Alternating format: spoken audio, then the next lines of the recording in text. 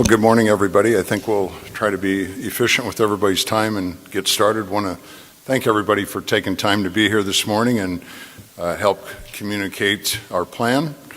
Really excited to be here, really excited to unveil our plan for our partners in the legislature to consider and to work and solve the incredible crisis that we have in the state of Nebraska, our property tax crisis.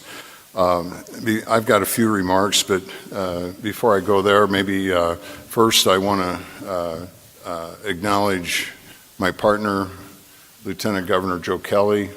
Thank him for stepping up and leading the trade delegation to Indonesia.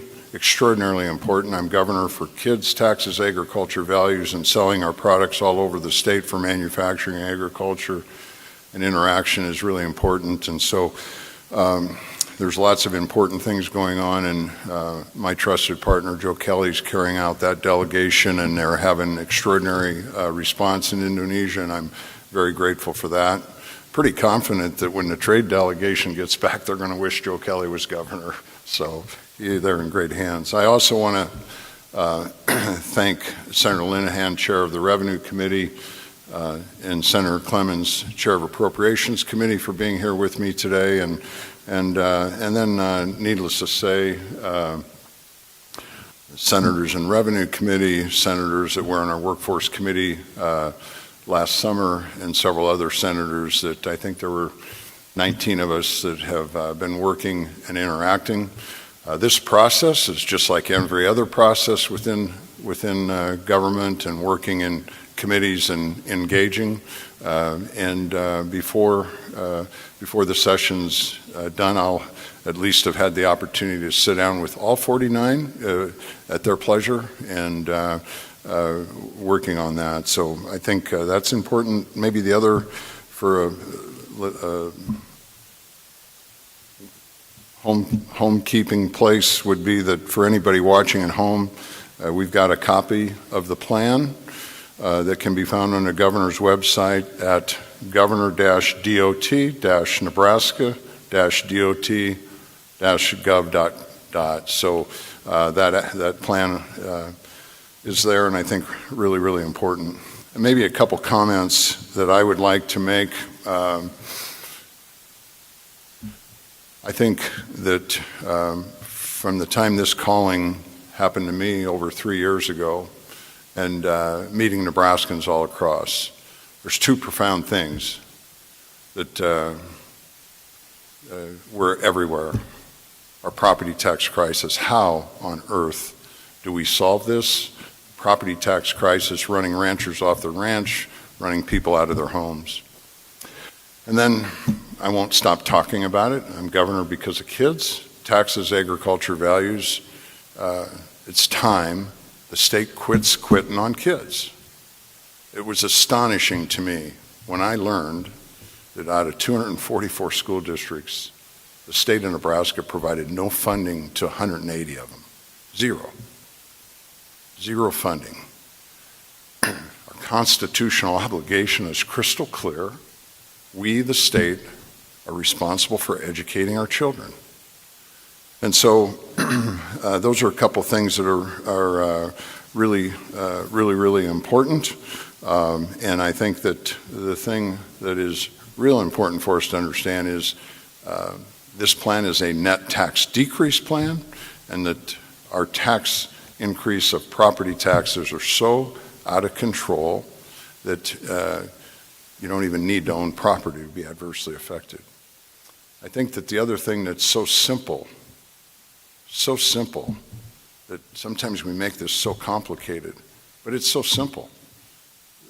Economists all agree, and they don't agree on very much, but they all agree that if you have forms of income tax, sales tax, and property tax, and if you want to stifle the growth of your state, have the highest property tax. $5.3 billion in property taxes. You can see the chart here and see just how much it's gone up. We went from 1984, it took 18 years to get to $1 billion, then it took 8 years to get to $1 billion, then it took 6 years to get to the next $1 billion, then it took 5 years to get to the next $1 billion. In the first 365 days I've been your governor, our property taxes went up $300 million. Folks have said, well, why the session now? Why? Because it's a crisis. If we don't fix it, our property taxes will soon be going up $1 million a day. $1 million a day. I'm committed, and I know everybody in our legislature is as well, because we have no idea. We have no idea how many people want to come here and go to the website and see what our property taxes are, and they hit delete. I just was working with somebody from the Department of Economic Development yesterday, said this person needs to come in, their company that wants to come and do business in Nebraska, only there's just a little glitch just happened in the last 2 weeks. I said, what's the glitch? Well, they started looking around for a site, and they bought property across the river because of property taxes. We have a crisis, and it's affecting every single one of us. It's affecting young and old. It's affecting homeowners. It's affecting renters. It's affecting urban. It's affecting rural. It's affecting business owners, farmers, ranchers, every single one of us in the state. So it's a crisis that has been accelerating at warp speed, and it's time to fix it. I think that we have tremendous opportunities. And in this special session, I have great confidence in all of our partners in the unicameral that we will solve the crisis. We will have a solution that will quit quitting on kids, and we'll have a solution where we'll stop spending money, because spending's been a problem, and giving up tons of exemptions in the last 60 years has been a problem, and they have to be addressed, and they have to be addressed now. So with that, I'd like to introduce Senator Linehan to talk about a few of the points of the plan. Thanks, Senator Linehan. Thank you, Governor. Good morning, everyone. Thank you for being here. Property taxes are definitely at a crisis level in Nebraska. I have long said that neglecting this problem has the potential to keep people from coming to Nebraska and compels our youth to look to other states to relocate. The plan we are proposing today is a comprehensive approach to reforming our tax system, and reform is critical. You can see how big this problem has been, and it's been growing every year I've been in the legislature. This plan achieves the following key objectives. It will reduce the average property taxpayer's property taxes by 50%. 50%. The state, finally, will fulfill its constitutional obligation and take on more responsibility in funding K-12 education. Local control will be maintained. They will still have school board members who can focus on students and teachers' needs and learning outcomes, instead of being in the rotunda every year while we're in session begging for money.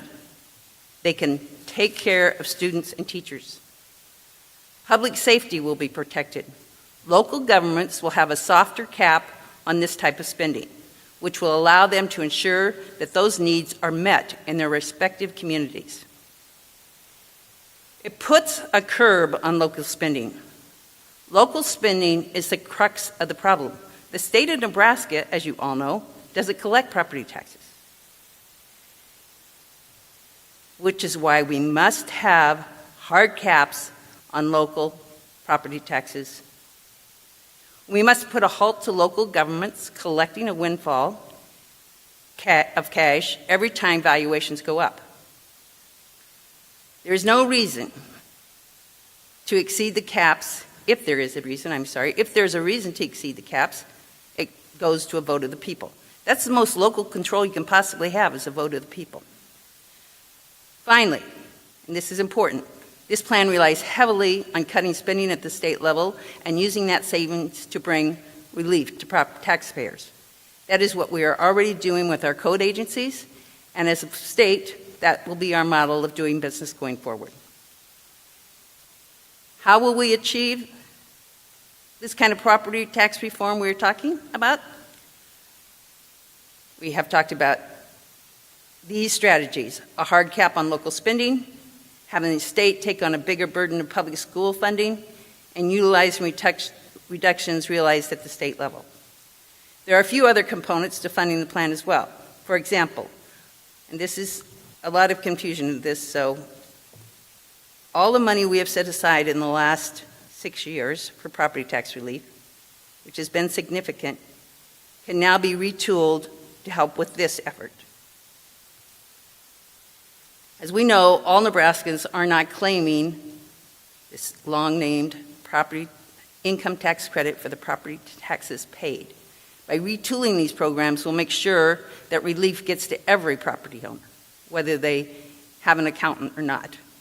We must also generate new revenue to further right-size our three-legged stool.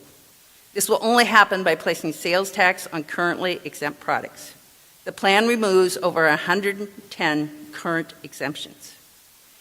This may increase the final price for consumers, but they have choices on what they buy and how much they pay for what they buy, and ultimately, therefore, what tax they pay. Today, when you get your property tax statement in the mail, you have no choice but to pay it in full on the date it's due, or you lose your home, or your farm, or your business.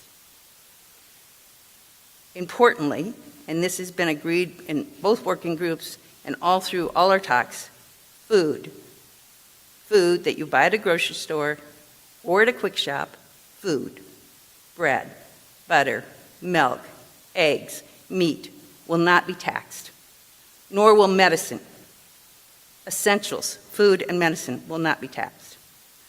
The ultimate benefit of this plan, once fully implemented, Nebraska will collect $1 billion less in taxes. While some may try to convince you that this is a tax increase, this plan is a tax decrease. This is a fair plan which expands the base, brings some necessary controls to local spending, provides some vows that allow for spending as needed, calls on the state to take on a bigger portion of school spending.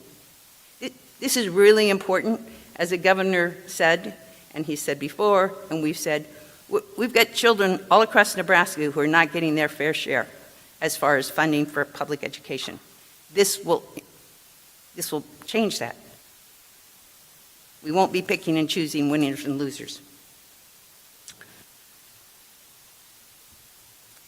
So, with that, thank you very much.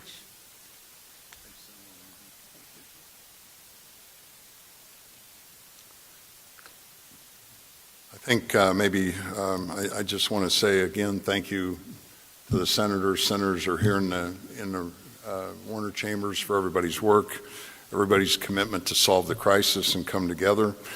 I think it's really important. This is a plan that's been brought together by a whole lot of people. This is not my plan. This is Nebraska's plan.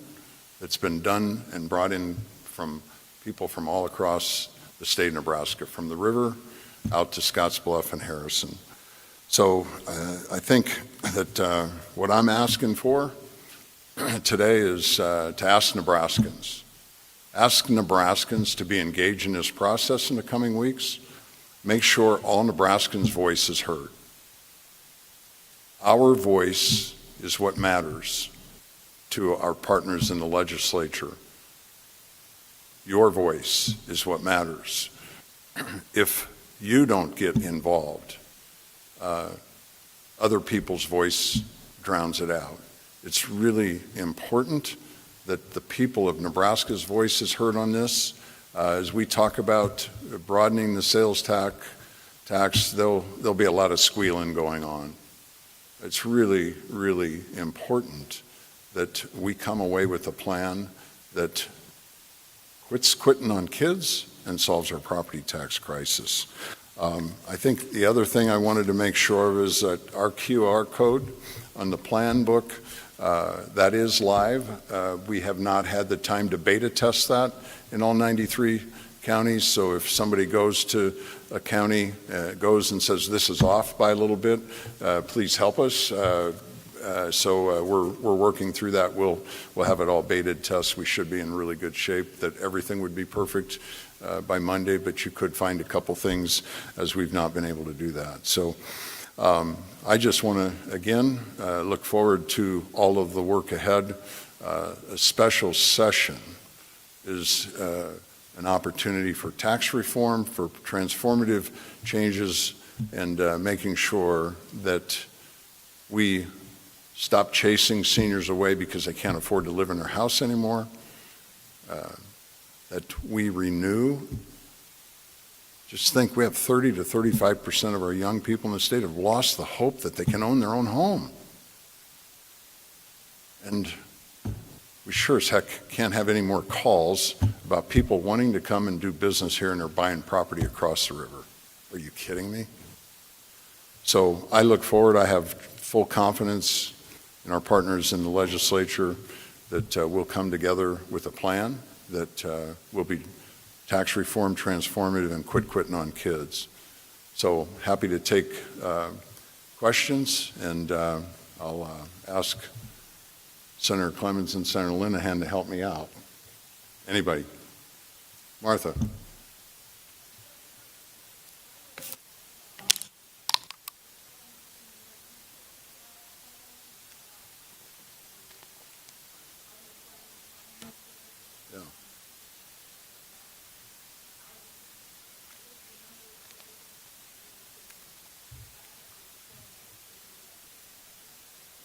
Yeah, so the first step would be simply, we're running the state of Nebraska. We're running the government of the state like a business. We're decreasing spending and improving services. First step of the funding would be when we partnered with Senator Clemens as we took office. If you'll remember, back in the fall of 2022, there was bushel baskets and bushel baskets and bushel baskets of money. We had lots of state agencies that wanted 10 and 15% more money. Why? Because we had the money. We all do it. It's human nature. It's nobody's fault. It's human nature. We tend to spend our own money if we have a lot. We tend to do it in government. We said no to everything, presented a fiscally conservative budget that ended up being 2.5% growth with the unicameral, which allowed us to create the Education Future Fund, to be able to start the $1,500 foundation aid. So that money will not be needed there, so that there'll be $160 million from the Education Future Fund. We've made progress at the state level in our 18 months of $200 million savings in running the state government, so we're leading the way at state, utilizing, and then some interest from non-bearing accounts. So that would be roughly $400 million.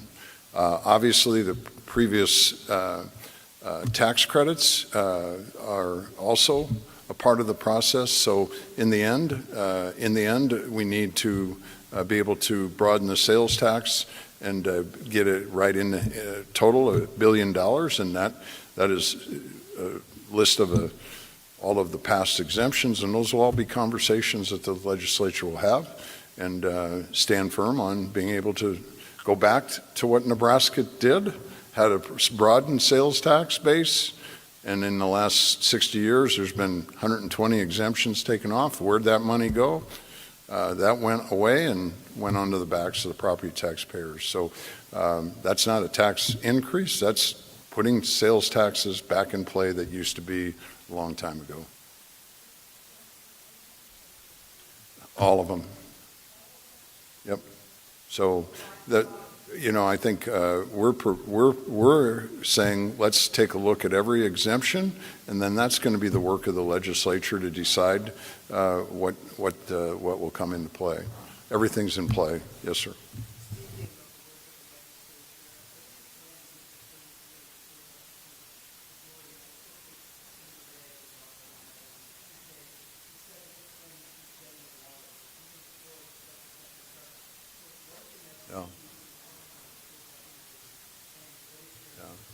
Yeah. Well, number one, I believe this. don't listen to what people say. Let's watch what we do. Property tax crisis is a crisis in the state. It's gonna, if somebody's got a problem with this plan, let's get to the table and solve it. Anybody that pushes on the red button and not solving this problem is going to probably have a problem with Nebraskans. It's extraordinary responsibility to fix this. And number two, we have bipartisan support for this plan. So we'll have bipartisan support. We won't be scratching for 33 votes. We'll have bipartisan support. This plan, we're going to decrease property taxes 50%. We're going to decrease property taxes 50%. Take a look at what the plan does. Take a look at the delta of where our property taxes go. Anybody that says this is a tax increase needs to get into the details and understand the math of what's taking place. So this will be a bipartisan support, not a shadow of a doubt, and I have 100% confidence in the plans that there's a piece, hey, let's just use an example, popping candy. Popping candy is on the deal. And here's the thing, I'll ask a question for everybody in this room. You go to Quick Shop and buy a bottle of pop. Do you know what you pay for for sales tax on it? Anybody? Of course you don't. You pay nothing. And oh, by the way, it's going to be hot today, and you decide that you need a can of pop, you need pop with ice, and you go to the soda fountain. Guess what? You pay sales tax on that. That's what you call a tax plan that makes no sense. This is fixing it, for crying out loud. This is fixing it. Yes. Yeah. Hey, just so you know, popping candy. When the Pillen boys grew up, if we got a pop, it was a heck of a day. And you know how many times we got a pop in a candy bar? It's not a food group, for crying out loud. Pop and candy is not a food group. Zach.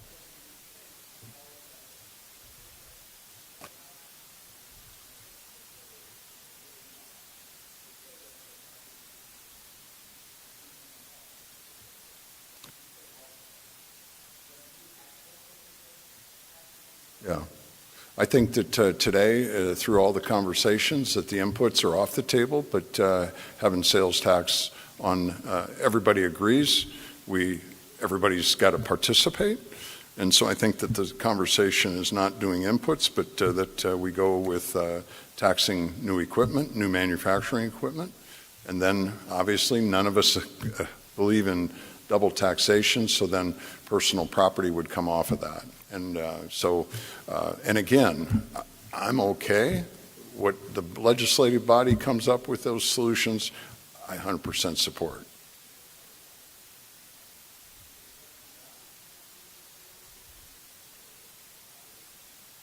I'm encouraging Nebraska senators to come together. We put out what with 19 of us have worked together with pretty good consensus and coming up with a plan that it has to be transformative. We have to have tax reform. Long term, we have to decrease our income tax more. What do you think's going on across the border? I mean, we have to lace our sneakers up and compete, and we have to fix our tax policy. We have to have tax reform, and we have to get it done now. We can't have a 10-year incremental plan. The game's over. States start shrinking.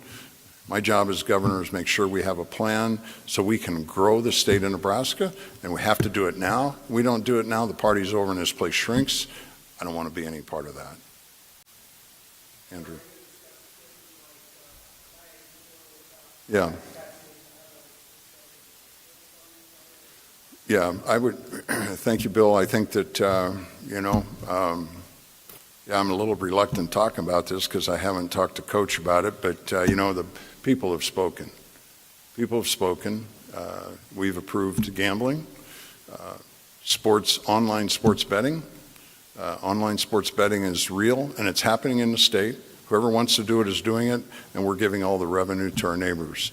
I will put forth and be a priority bill in January to approve online sports betting. I-80 corridor, those are all the ideas that came about. The complexity of that has shelved that idea.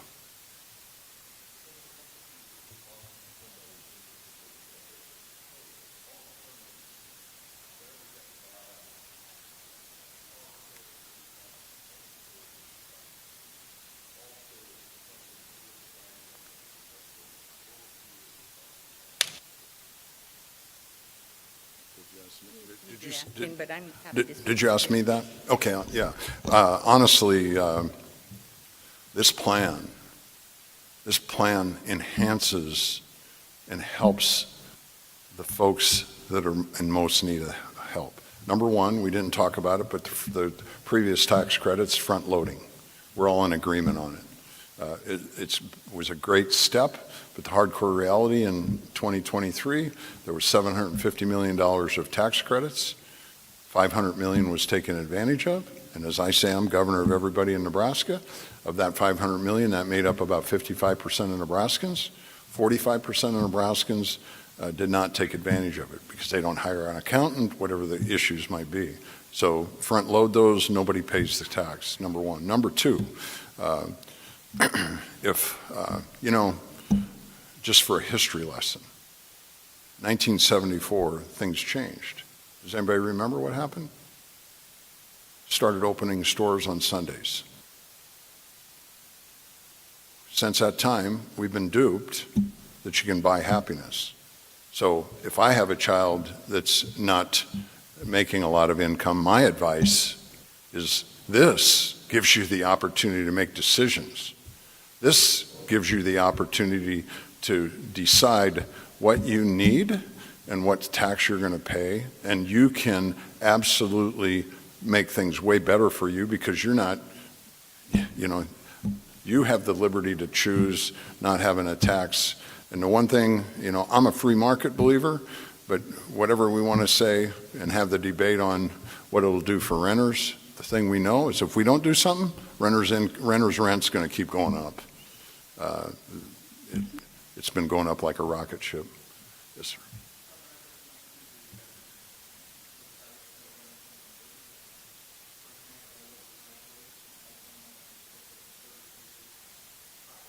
Yep.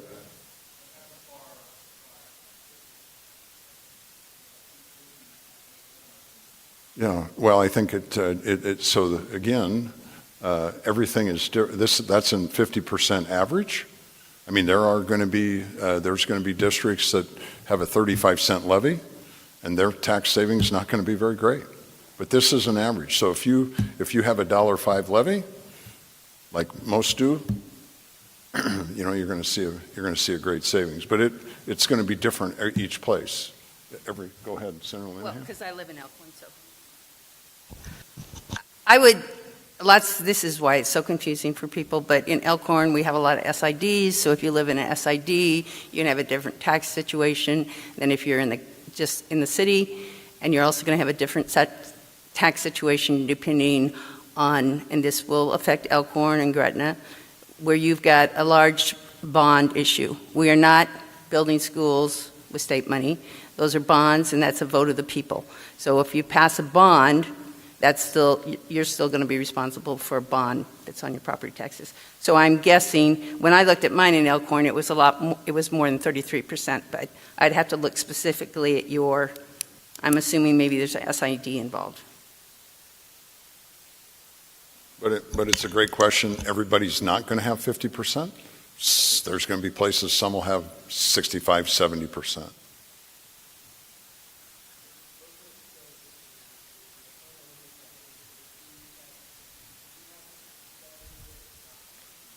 No, we don't have it in the booklet. The goal of the booklet is real simple, to educate Nebraskans on the high points of the plan, have Nebraskans say this makes strategic, conceptual sense, and please engage with your senators so your voice is heard instead of all the lobbying groups.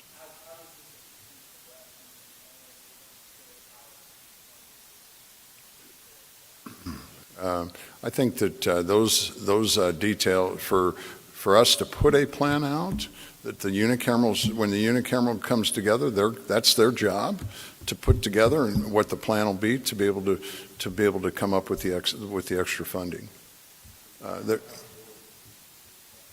Excuse me? Yes, I think that in regard to the sales tax items, those items, we'll leave that to the unicameral to make sure that they decide and come together. Obviously, I've put out and said all the exemptions are up from my seat. Go back and list all the exemptions. I support putting every one of them back on. But that's going to be up to the partners in the unicameral to decide that. Yes, sir.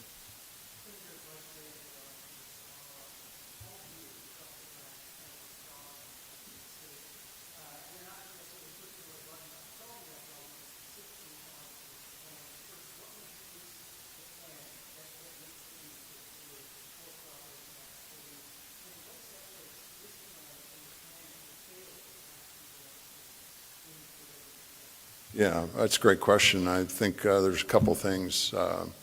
One is we're talking about 100% state fulfill its constitutional obligation, quit quitting on kids, and fund K-12 education. Dramatically different. And that, this plan has a dramatic difference in property tax relief. Number one. Number two, this plan is really, really important that we stop spending money, that we start finally having courage to say no more. Local control is incredibly important to all of us in Nebraska, but we've proven, I don't know if everybody realizes it, it took me way too long to understand, but I mean, we have state statute in play today. Everybody's uptight about the valuations of your homes, right? We shouldn't be. We have state statute that says whatever valuations go up, our levy goes down accordingly, no change. State statute in play. Except there's a relief valve.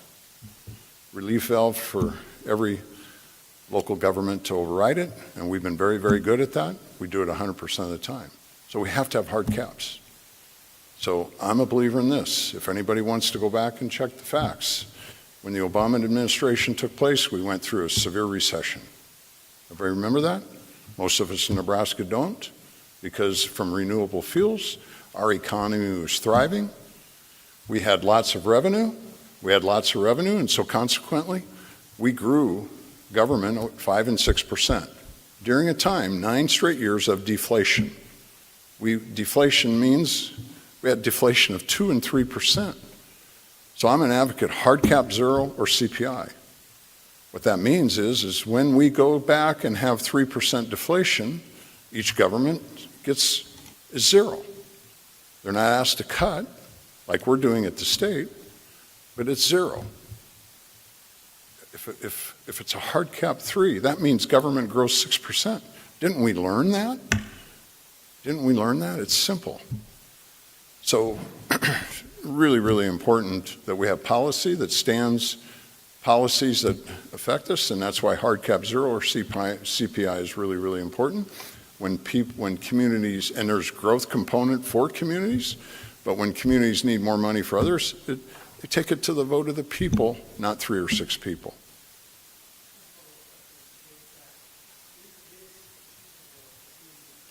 Sure.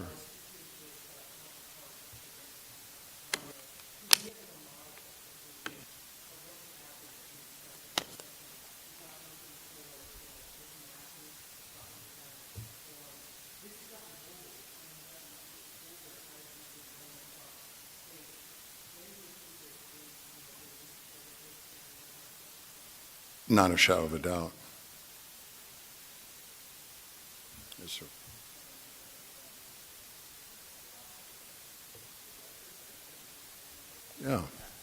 Yeah. There's, not all of us are going to agree, but I've talked to a number of people that are in the renting business, and the people that say no, that's not. They obviously don't have assets that they rent out.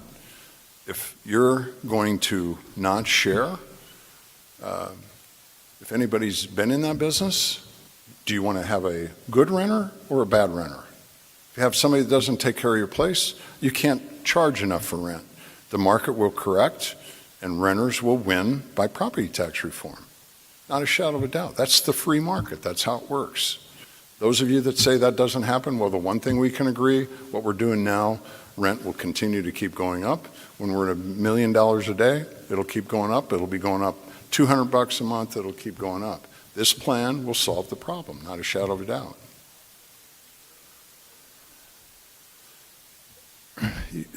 I believe in the free market. I believe in the American dream. Free markets work.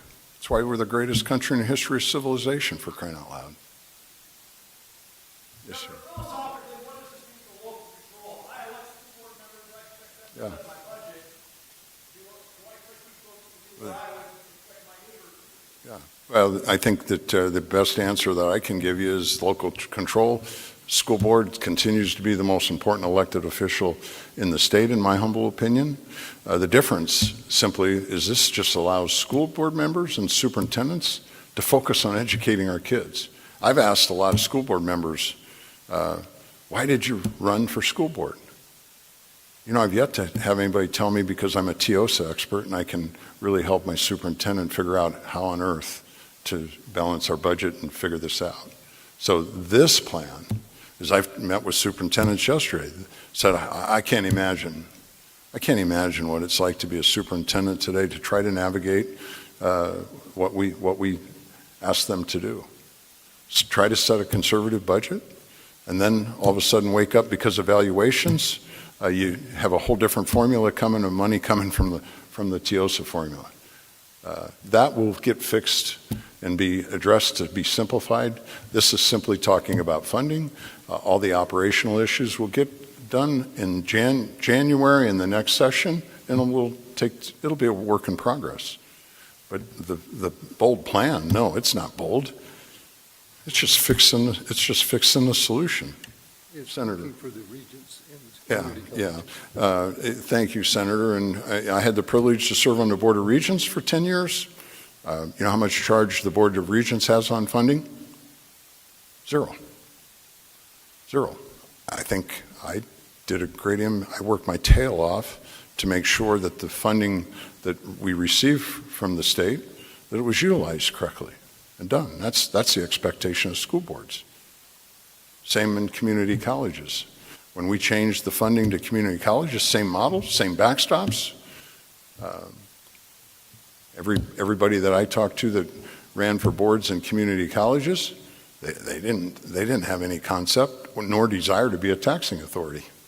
They wanted to make a difference in running our community colleges just so we have strong trade schools, trade programs, and make sure every kid gets an opportunity. Andrew.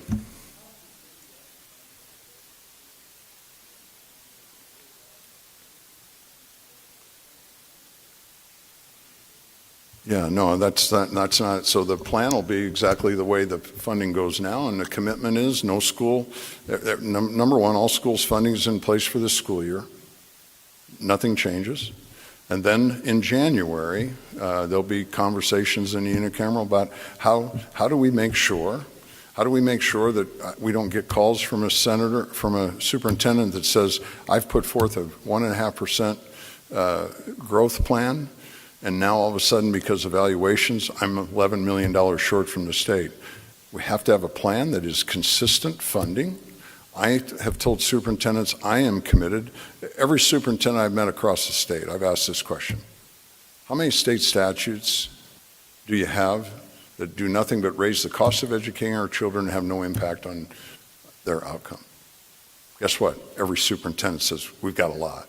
Well, I'm committed to helping clean the closets out there, to make sure we don't have to have all this administrative bloat, so we pay teachers more.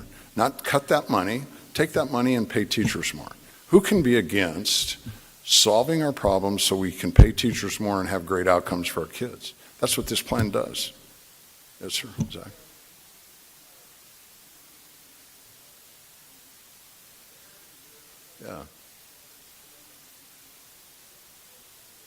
Yeah, that's a conversation that again we'll have, and the proposal right now. And again, we learned this in transition when we had 40 people around the table. Everybody in the school industry says if we can rely on 3% growth every year, and that's what our commitment is. So nobody goes backwards, 3%. And just remember, more money and more people don't solve all the problems. What we have to do is we have to come together and make sure that we don't keep asking for more measurables to hire more people to keep track of stuff. Let's focus on educating our kids, and that's where superintendents, we all agree, let's clean the closets out. We don't have to have as much administrative bloat in school systems, and we can pay teachers more. That's where the money comes from. Yes, sir, Andrew.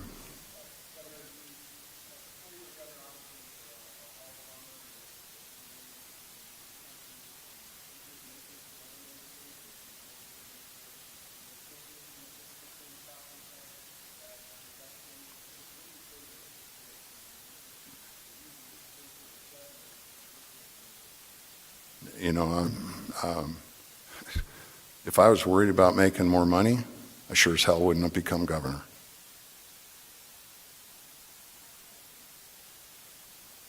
Bill?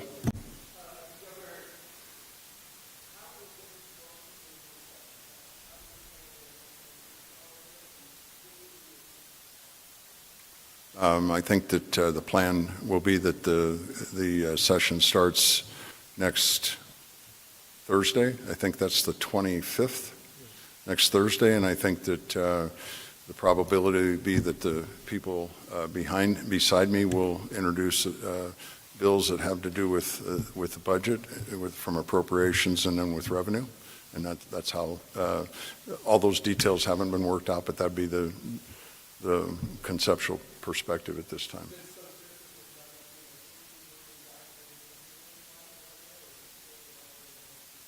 We have lots of pieces, but there's, you know, I mean, I have full confidence in all the 49 members of the legislature to be able to critically think, ask questions, work through, compromise. You know, nobody's genuflecting at the altar. Are you kidding me? We're Nebraskans.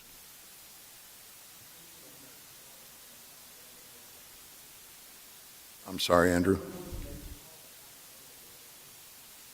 I'm not understanding the question. I'm sorry.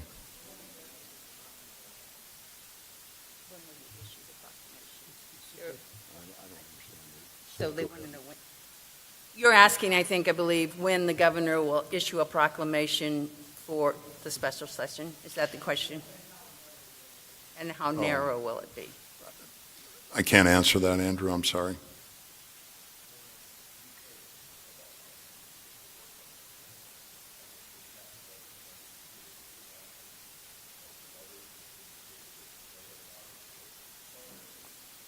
No, not at all. I mean, honestly, it's a busy time of the year.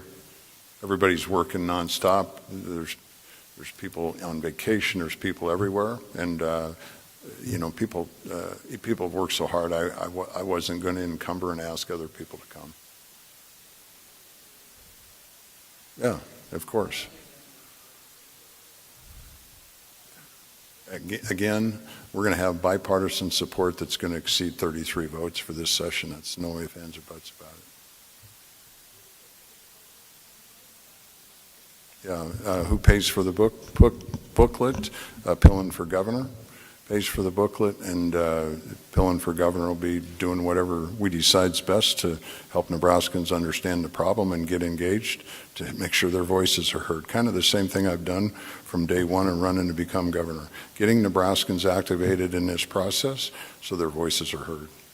All right, well, thank you all for being here today. Really appreciate it, and I appreciate you helping us get the message out to activate Nebraskans so their voices are heard in the democratic process. It's really, really important. Thank you.